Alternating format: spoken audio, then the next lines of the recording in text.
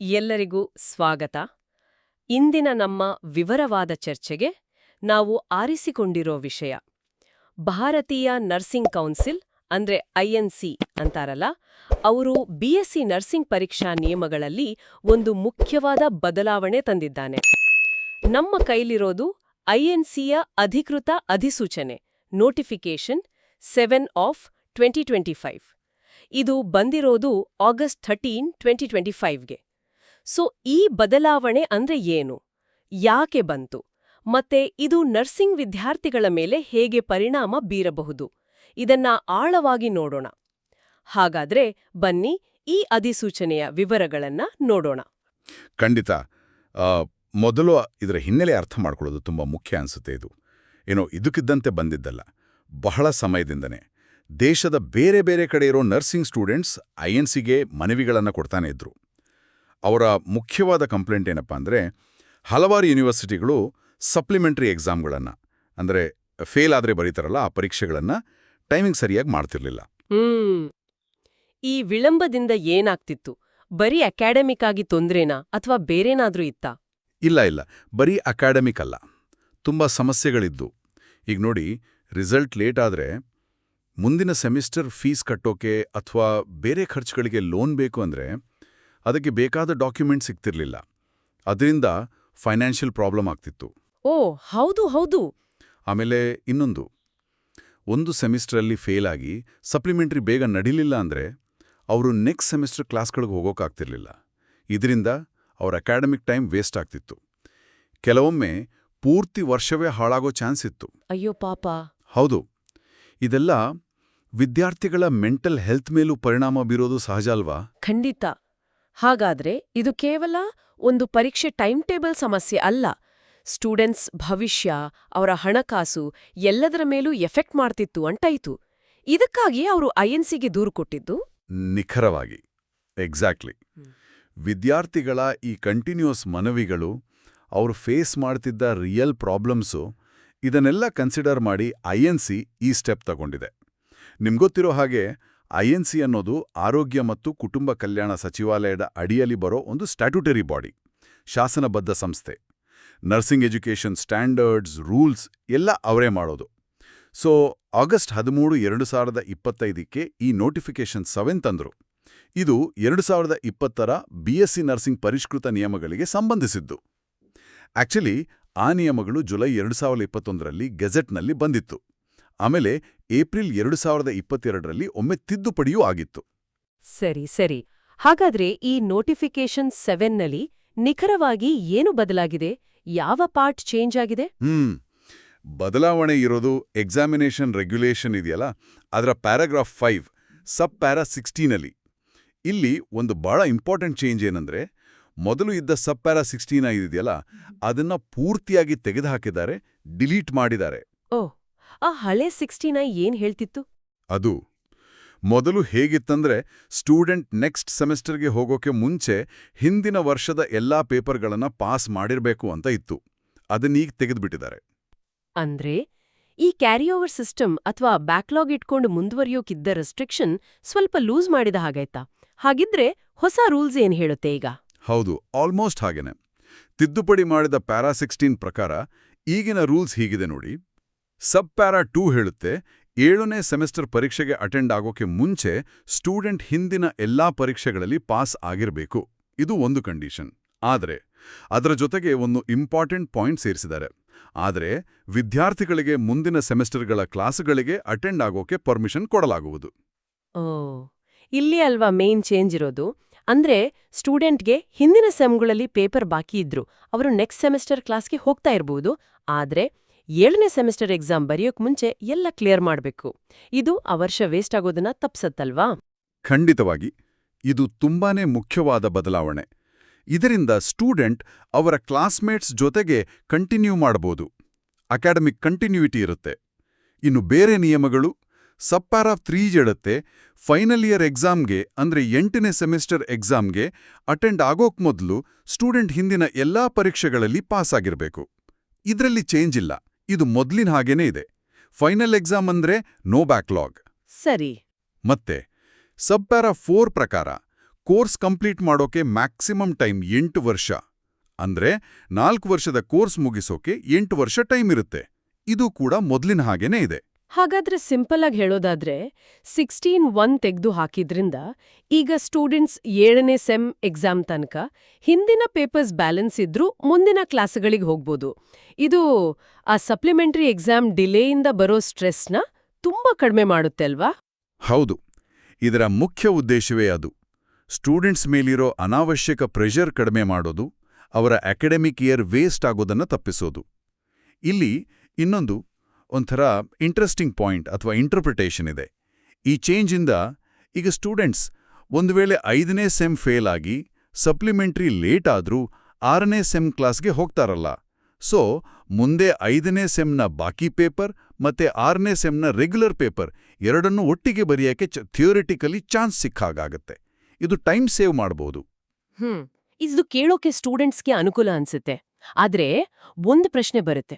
ಈಗ ಬ್ಯಾಕ್ಲಾಗ್ ಇಟ್ಕೊಂಡು ಮುಂದಿನ ಸೆಮ್ ಕ್ಲಾಸಿಗೆ ಹೋದ್ರೆ ಆ ಹುಡುಗರಿಗೆ ಆ ವಿಷಯ ಅರ್ಥ ಮಾಡ್ಕೊಳ್ಳೋಕೆ ಕಷ್ಟ ಆಗಲ್ವಾ? ಅಂದ್ರೆ ಹಿಂದಿನ ಬೇಸಿಕ್ಸ್ ಕ್ಲಿಯರ್ ಆಗಿಲ್ಲ ಅಂದ್ರೆ ನೆಕ್ಸ್ಟ್ ಅಡ್ವಾನ್ಸ್ಡ್ ಟಾಪಿಕ್ಸ್ ಹೇಗೆ ಅರ್ಥ ಆಗತ್ತೆ? ಇದು ಕ್ವಾಲಿಟಿ ಆಫ್ ಎಜುಕೇಷನ್ ಮೇಲೆ ಪರಿಣಾಮ ಬೀರಲ್ವಾ? ಇದು ಬಹಳ ಒಳ್ಳೆ ಪ್ರಶ್ನೆ ಕೇಳಿದ್ರಿ. ಖಂಡಿತವಾಗಿಯೂ ಇದೊಂದು ಚಾಲೆಂಜ್. ಈ ರೂಲ್ ವಿದ್ಯಾರ್ಥಿಗಳ ಮೇಲಿನ ಪ್ರೆಷರ್, ಟೈಮ್ ಲಾಸ್ ಕಡಿಮೆ ಮಾಡಿದ್ರೂ ಕೂಡ ಅಕಾಡೆಮಿಕ್ ಲೋಡ್ ಜಾಸ್ತಿ ಆಗೋ ಸಾಧ್ಯತೆ ಇದೆ. ಹೌದು, ಸ್ಟೂಡೆಂಟ್ಸ್ ಒಂದೇ ಸರಿಗೆ ಹಿಂದಿನ ಸಬ್ಜೆಕ್ಟ್ಸ್ ಓದಿ ಎಕ್ಸಾಮ್ಗೆ ರೆಡಿ ಆಗಬೇಕು, ಪ್ರೆಸೆಂಟ್ ಸೆಮಿಸ್ಟರ್ ಪಾಠನೂ ಕಲಿಬೇಕು. ಇದಕ್ಕೆ ಜಾಸ್ತಿ ಎಫರ್ಟ್ ಆಗಬೇಕು, ಶಿಸ್ತು ಬೇಕು. ಕಾಲೇಜ್ಗಳು, ಟೀಚರ್ಸ್ ಕೂಡ ಈ ಸ್ಟೂಡೆಂಟ್ಸ್ಗೆ ಎಕ್ಸ್ಟ್ರಾ ಸಪೋರ್ಟ್ ಕೊಡಬೇಕಾಗ್ಬೋದು. ಹೌದು, ರೆಮಿಡಿಯಲ್ ಕ್ಲಾಸ್ ತರ ಏನಾದ್ರೂ ಇರ್ಬೋದು. ರೆಮಿಡಿಯಲ್ ಕ್ಲಾಸ್ ಅಥವಾ ಸ್ಪೆಷಲ್ ಗೈಡೆನ್ಸ್ ಬೇಕಾಗ್ಬೋದು. ಇದು ಅಡ್ಮಿನಿಸ್ಟ್ರೇಟಿವ್ ಆಗಿ ಟೀಚಿಂಗ್ ಮೆಥಡ್ನಲ್ಲೂ ಹೊಸ ಚಾಲೆಂಜ್ ತರ್ಬೋದು. INC ಇದನ್ನ ಹೇಗೆ ನೋಡಿದೆ ಅಂತ ಕ್ಲಿಯರ್ ಇಲ್ಲ, ಬಟ್ ಪ್ರಾಕ್ಟಿಕಲ್ ಆಗಿ ಇದು ಗಮನಿಸಬೇಕಾದ ವಿಷಯ. ಹಾಗಾದ್ರೆ ಇದು ಒಂದು ಪ್ರಾಬ್ಲಮ್ಗೆ ಸೊಲ್ಯೂಷನ್, ಆದ್ರೆ ಇನ್ನೊಂದು ಚಾಲೆಂಜ್ಗೆ ಇನ್ವಿಟೇಷನ್ ಅನ್ನೋ ಹಾಗೆ ಆಯ್ತು. ಸರಿ, ಈ ನಿಯಮವನ್ನು ಜಾರಿಗೆ ತರೋದ್ರಲ್ಲಿ ಯೂನಿವರ್ಸಿಟಿಗಳ ಪಾತ್ರವೇನು? ನಮ್ಮ ಸೋರ್ಸ್ನಲ್ಲಿ ಇದರ ಬಗ್ಗೆ ಏನಿದೆ? ಹೌದು, ಇಲ್ಲೊಂದು ಪ್ರಾಕ್ಟಿಕಲ್ ಪ್ರಾಬ್ಲಮ್ ಇದೆ ಅಂತ ಸೋರ್ಸ್ನಲ್ಲಿ ಹೇಳಿದ್ದಾರೆ. INC ಈ ನೋಟಿಫಿಕೇಶನ್ ಹೊರಡಿಸಿ ದೇಶದ ಎಲ್ಲ ಯೂನಿವರ್ಸಿಟಿಗಳ ವಿಸಿಗಳಿಗೆ, ಸ್ಟೇಟ್ ನರ್ಸಿಂಗ್ ಕೌನ್ಸಿಲ್ ರಿಜಿಸ್ಟ್ರಾರ್ಗಳಿಗೆ, ಎಲ್ಲ ನರ್ಸಿಂಗ್ ಕಾಲೇಜ್ ಪ್ರಿನ್ಸಿಪಾಲ್ಗಳಿಗೆ ಕಳಿಸಿದ್ದಾರೆ. ಅಂದ್ರೆ ಇದ್ರ ಬಗ್ಗೆ ಎಲ್ರಿಗೂ ಇನ್ಫಾರ್ಮೇಷನ್ ಹೋಗಿದೆ. ಆದ್ರೂ ಕೆಲವು ಯೂನಿವರ್ಸಿಟಿಗಳು ಇನ್ನೂ ತಮ್ಮ ಲೆವೆಲ್ನಲ್ಲಿ ಈ ಬದಲಾವಣೆಯನ್ನ ಅಫಿಷಿಯಲ್ ಆಗಿ ಅಡಾಪ್ಟ್ ಮಾಡ್ಕೊಂಡಿಲ್ಲ ಅಥವಾ ಇದ್ರ ಬಗ್ಗೆ ಸರ್ಕ್ಯುಲರ್ ಹೊಡಿಸಿಲ್ಲ ಅಂತ ಹೇಳಲಾಗ್ತದೆ.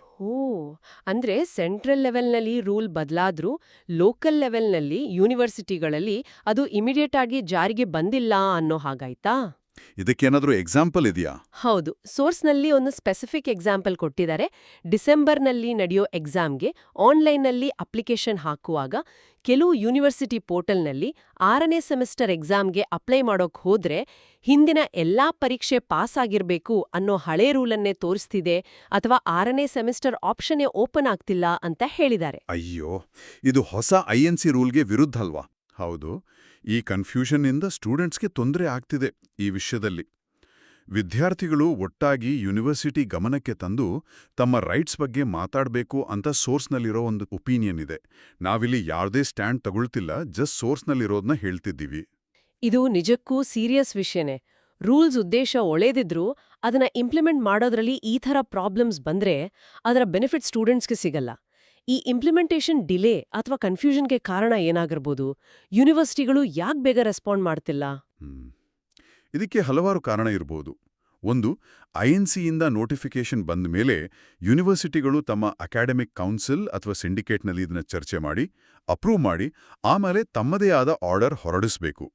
ಈ ಪ್ರೊಸೆಸ್ಗೆ ಟೈಮ್ ಬೇಕಾಗ್ಬೋದು, ಅಡ್ಮಿನಿಸ್ಟ್ರೇಟಿವ್ ಡಿಲೇಸ್ ಇರುತ್ತೆ. ಸರಿ. ಎರಡನೇದು, ಆನ್ಲೈನ್ ಎಕ್ಸಾಮ್ ಪೋರ್ಟಲ್ಸ್ ಸಾಫ್ಟ್ವೇರ್ ಇರುತ್ತಲ್ಲ, ಅದರಲ್ಲಿ ಈ ಹೊಸ ರೂಲ್ಗೆ ತಕ್ಕ ಹಾಗೆ ಟೆಕ್ನಿಕಲ್ ಚೇಂಜಸ್ ಮಾಡೋಕೆ ಟೈಮ್ ಬೇಕಾಗ್ಬೋದು. ಮೂರನೇದು, ಕೆಲವೊಮ್ಮೆ ಸೆಂಟ್ರಲ್ ಬಾಡೀಸ್ ಡೈರೆಕ್ಷನ್ಸ್ ಮತ್ತು ಯೂನಿವರ್ಸಿಟಿಗಳ ಆಟೋನಾಮಿ ಇದರ ಮಧ್ಯೆ ಒಂಥರ ಕೋರ್ಡಿನೇಷನ್ ಗ್ಯಾಪ್ ಇರ್ಬೋದು. ಈ ಕೇಸ್ನಲ್ಲಿ ಯಾವುದು ಕಾರಣ ಅಂತ ಹೇಳೋದು ಕಷ್ಟ, ಬಟ್ ಇವೆಲ್ಲ ಪಾಸಿಬಲ್ ರೀಸನ್ಸ್. ಇದನ್ನ ಒಂದು ದೊಡ್ಡ ಪಿಕ್ಚರ್ ಅಲ್ಲಿ ನೋಡಿದ್ರೆ ಇದು ಬರೀ ನರ್ಸಿಂಗ್ ಎಜುಕೇಷನ್ಗೆ ಸಂಬಂಧಪಟ್ಟಿದ್ದ ಅಥವಾ ಇಂಡಿಯಾದಲ್ಲಿ ಪ್ರೊಫೆಷನಲ್ ಎಜುಕೇಷನ್ ರೆಗ್ಯುಲೇಷನ್ ಮತ್ತೆ ಇಂಪ್ಲಿಮೆಂಟೇಷನ್ನಲ್ಲಿರೋ ಒಂದು ದೊಡ್ಡ ಚಾಲೆಂಜ್ನ ಇದು ತೋರಿಸ್ತಿದ್ಯಾ? ಖಂಡಿತವಾಗಿಯೂ ಇದು ಒಂದು ವೈಡರ್ ಪ್ರಾಬ್ಲಮ್ನ ಭಾರವೇ ಇರಬಹುದು ಭಾರತದಲ್ಲಿ. ಇಂಜಿನಿಯರಿಂಗ್, ಮೆಡಿಸಿನ್, ಲಾ ಹೀಗೆ ಹಲವು ಪ್ರೊಫೆಷನಲ್ ಕೋರ್ಸ್ಗಳಿಗೆ ಸೆಂಟ್ರಲ್ ಲೆವೆಲ್ ರೆಗ್ಯುಲೇಟರಿ ಬಾಡೀಸ್ ಇವೆ. AICTE, NMC, BCI ತರಹ. ಅವು ರೂಲ್ಸ್ ಮಾಡ್ತವೆ, ಆದರೆ ಅದನ್ನ ಇಂಪ್ಲಿಮೆಂಟ್ ಮಾಡೋದು ಸ್ಟೇಟ್ ಗವರ್ಮೆಂಟ್ಸ್ ಮತ್ತೆ ಯೂನಿವರ್ಸಿಟಿಗಳ ರೆಸ್ಪಾನ್ಸಿಬಿಲಿಟಿ. ಸೊ ಈ ಸೆಂಟ್ರಲ್ ಮತ್ತು ಸ್ಟೇಟ್ ಅಥವಾ ಯೂನಿವರ್ಸಿಟಿ ಲೆವೆಲ್ ಮಧ್ಯೆ ಕೋಆರ್ಡಿನೇಷನ್, ಕಮ್ಯುನಿಕೇಷನ್, ಇಂಪ್ಲಿಮೆಂಟೇಷನ್ ಸ್ಪೀಡ್ ಇದರಲ್ಲಿ ವ್ಯತ್ಯಾಸಗಳು ಕಾಣೋದು ಕಾಮನ್. INCಯ ಈ ನೋಟಿಫಿಕೇಷನ್ ಇಂಪ್ಲಿಮೆಂಟೇಷನ್ನ ಚಾಲೆಂಜ್ ಕೂಡ ಈ ಸಿಸ್ಟಮ್ನ ಒಂದು ರಿಫ್ಲೆಕ್ಷನ್ ಇರಬಹುದು. ಇದು ನಮ್ಮ ರೆಗ್ಯುಲೇಟರಿ ಗವರ್ನೆನ್ಸ್ ಎಫಿಷಿಯನ್ಸಿ ಬಗ್ಗೆನೂ ಕ್ವೆಶನ್ಸ್ ರೈಸ್ ಮಾಡುತ್ತೆ. ಓಕೆ, ಹಾಗಾದ್ರೆ ಈ ಇಡೀ ಚರ್ಚೆಯಿಂದ ನಾವು ಅರ್ಥ ಮಾಡ್ಕೊಳ್ಬೇಕಾದ ಮುಖ್ಯ ಅಂಶಗಳು ಏನು ಅಂತ ಒಮ್ಮೆ ಸಮರೈಸ್ ಮಾಡೋದಾದ್ರೆ? ಖಂಡಿತ. ಮೊದಲನೇದಾಗಿ INC ಸ್ಟೂಡೆಂಟ್ಸ್ ಮನವಿಗೆ ರೆಸ್ಪಾಂಡ್ ಮಾಡಿ BSc nursing exam rules change ಮಾಡಿದೆ. ಮುಖ್ಯವಾಗಿ ಸಪ್ಲಿಮೆಂಟರಿ ಎಕ್ಸಾಮ್ ಡಿಲೇಯಿಂದ ಆಗೋ ತೊಂದರೆ ತಪ್ಪಿಸೋಕೆ ಬ್ಯಾಕ್ಲಾಗ್ ಇದ್ರೂ 7ನೇ ಸೆಮ್ ಎಕ್ಸಾಮ್ ತನಕ ಮುಂದಿನ ಕ್ಲಾಸ್ಗೆ ಹೋಗೋಕೆ ಪರ್ಮಿಷನ್ ಕೊಟ್ಟಿದೆ. ಇದು ಅಕಾಡೆಮಿಕ್ ಕಂಟಿನ್ಯೂಟಿಗೆ ಹೆಲ್ಪ್ ಆಗುತ್ತೆ. ಹೌದು. ಎರಡನೇದು, ಫೈನಲ್ ಇಯರ್ ಎಕ್ಸಾಮ್ ಬರೆಯೋಕ್ ಮೊದಲು ಮತ್ತೆ ಕೋರ್ಸ್ ಮುಗಿಸೋಕಿರೋ ಮ್ಯಾಕ್ಸಿಮಮ್ 8 ವರ್ಷದೊಳಗೆ ಎಲ್ಲಾ ಪೇಪರ್ಸು ಕ್ಲಿಯರ್ ಮಾಡಬೇಕು ಅನ್ನೋ ರೂಲ್ಸ್ ಹಾಗೇನೇ ಇವೆ. ಮೂರನೇದು, ಈ ರೂಲ್ಸ್ ಸ್ಟೂಡೆಂಟ್ಸ್ ಮೇಲಿನ ಪ್ರೆಷರ್ ಕಡಿಮೆ ಮಾಡಿದ್ರೂ ಬ್ಯಾಕ್ಲಾಗ್ ಇಟ್ಕೊಂಡು ಮುಂದುವರಿಯೋದು ಅಕಾಡೆಮಿಕ್ ಲೋಡ್ ಜಾಸ್ತಿ ಮಾಡ್ಬೋದು ಮತ್ತೆ ಕ್ವಾಲಿಟಿ ಮೇಲೆ ಎಫೆಕ್ಟ್ ಆಗೋ ಚಾಲೆಂಜ್ ಇದೆ. ನಾಲ್ಕನೇದು ಮತ್ತು ಬಹುಶಃ ಅತಿ ಮುಖ್ಯವಾದದ್ದು, ಸೆಂಟ್ರಲ್ ಲೆವೆಲ್ನಲ್ಲಿ ರೂಲ್ ಬದಲಾದ್ರೂ ಎಲ್ಲಾ ಯೂನಿವರ್ಸಿಟಿಗಳಲ್ಲಿ ಇದರ ಇಂಪ್ಲಿಮೆಂಟೇಷನ್ ಇನ್ನೂ ಕಂಪ್ಲೀಟ್ ಆಗಿಲ್ಲ. ಕೆಲವು ಕಡೆ ಕನ್ಫ್ಯೂಷನ್ಸ್ ಇದೆ. ತುಂಬಾ ಸ್ಪಷ್ಟವಾಗಿ ಹೇಳಿದ್ರಿ. ವಿದ್ಯಾರ್ಥಿಗಳ ಹಿತದೃಷ್ಟಿಯಿಂದ ಇದು ಒಳ್ಳೆ ಸ್ಟೆಪ್ ಆದ್ರೂ ಇದರ ಸಕ್ಸಸ್ ಇರೋದು ಅದರ ಕರೆಕ್ಟ್ ಆದ ಮತ್ತು ಟೈಮ್ಲಿ ಇಂಪ್ಲಿಮೆಂಟೇಷನ್ ಅಲ್ಲೇ. ಹೌದು, ನಿಜ. ಹಾಗಾಗಿ ಕೊನೆಗೆ ಆಲೋಚನೆಗೆ ಒಂದು ವಿಷಯವನ್ನ ಬಿಟ್ಟೋಗೋಣ. ಈ ನೋಟಿಫಿಕೇಷನ್ ಅನ್ನೋದು ಸ್ಟೂಡೆಂಟ್ಸ್ ಪ್ರಾಬ್ಲಮ್ಗೆ ಸ್ಪಂದಿಸೋ INCಯ ಒಂದು ಪ್ರಯತ್ನ. ಆದರೆ ಸೆಂಟ್ರಲ್ ರೆಗ್ಯುಲೇಟರಿ ಬಾಡೀಸ್ ಮಾಡೋ ಪಾಲಿಸಿ, ರೂಲ್ಸ್ ಮತ್ತು ಅದನ್ನ ಗ್ರೌಂಡ್ ಲೆವೆಲ್ನಲ್ಲಿ ಜಾರಿ ಮಾಡೋ ಯೂನಿವರ್ಸಿಟಿಗಳಂಥ ಸಂಸ್ಥೆಗಳ ನಡುವಿನ ಕೋಆರ್ಡಿನೇಷನ್ ಮತ್ತು ಸ್ಪೀಡ್ನಲ್ಲಿರೋ ವ್ಯತ್ಯಾಸಗಳು ಆ ಪಾಲಿಸಿಗಳ ಮೂಲ ಉದ್ದೇಶವನ್ನೇ ಹೇಗೆ ವೀಕ್ ಮಾಡ್ಬೋದು ಅಥವಾ ಡಿಲೇ ಮಾಡ್ಬೋದು.